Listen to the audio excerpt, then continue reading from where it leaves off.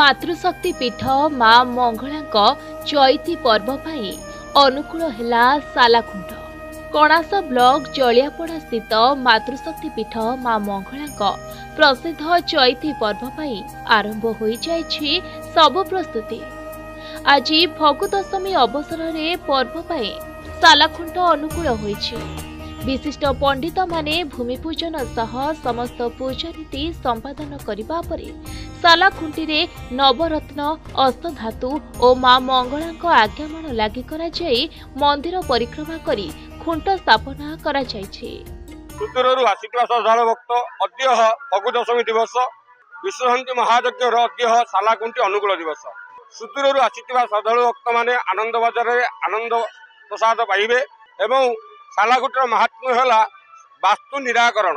सालाखुंटी गृहर मूर्तिका आने एवं सालाखुंटी मूल देले वास्तु निराकरण हुए।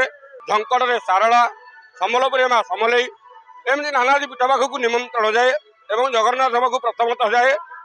समस्त ओडिशा पुरपल्ली समस्त श्रद्धालु भक्त मैंने आसी यज्ञ कलश गुड़ाई था।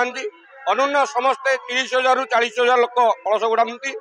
समस्तर मनस्कामना करी मां पाखे आश्रित होई कृपा दीक्षा लाभ करती। तेबे भोरु मंदिरर पहड़ खोलिबा परे समस्त नीतिकांति करा जाय मां को बेश करा जायथिला। बहु संख्यार श्रद्धालु माने आसी मां को दर्शन सह पूजार्चना करिथिले। चैती पर्व उपलक्षे आमर आज सालाखुंट अनुकूल है मां महाविश्व शांति महायज्ञ उपलक्षे फाल्गुन मास आज शुक्ल पक्ष दशमी तिथि मां सालाखुंट अनुकूल है एवं माँ अपार करुणा लगी मुझे मो परिवार माँ बहुत आशीर्वाद माँ कृपार बहुत भल अच्छु। माँ पाखे आम दीर्घ 15-20 वर्ष है माँ पाखे आम आशीर्वाद भिक्षा करने आसु। आज माँ शुभ खुंटी पड़ी एवं भक्त मान बहुत लंबा जहाँकि ये माँ जलियापड़ा पीठरे एत जे कि आशीर्वाद पाई माँ मैंने केते घर केते कौड़ धाई आसछंती।